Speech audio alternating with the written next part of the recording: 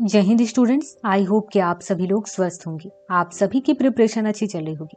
आज हम बात करने वाले हैं एमएस स्वामीनाथन के बारे में। हाल ही में 28 सितंबर 2023 को चेन्नई में एमएस स्वामीनाथन का डेथ हो गया, जिसके वजह से ये अभी काफी चर्चा में है। इनके बारे में एग्जाम में काफी पूछा जाता है। सबसे पहले जानते हैं इनके जन्म के बारे में। इनका जन्म स्थान तमिलनाडु का कुंभकोणम है, जहाँ पर 7 अगस्त 1925 को इनका जन्म हुआ। इन्हें फादर ऑफ ग्रीन रिवॉल्यूशन कहा जाता है। हिंदी में कहें तो इन्हें हरित क्रांति का जनक कहा जाता है। इसी वजह से एग्जाम में इनके बारे में काफी पूछा जाता है कि हरित क्रांति के जनक कौन है।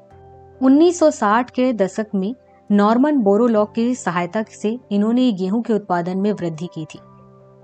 स्वामीनाथन को 1987 में प्रथम खाद्य पुरस्कार मिला था। इसके बाद इन्हें पद्मश्री, पद्म भूषण, पद्म विभूषण से भी सम्मानित किया गया था।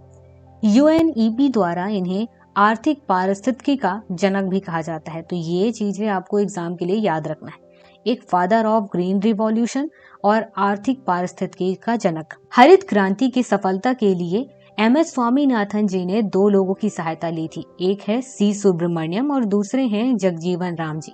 इसमें ये एक ऐसा प्रोग्राम था जिसमें केमिकल बायोलॉजिकल टेक्नोलॉजी के जरिए गेहूं और चावल की प्रोडक्टिविटी को बढ़ाई जानी थी, और इसमें से बढ़ाई भी गई।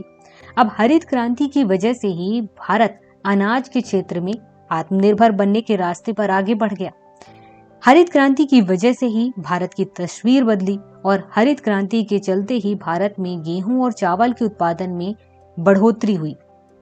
भारत में नई किस्म के बीजों का भी इस्तेमाल किया जाने लगा।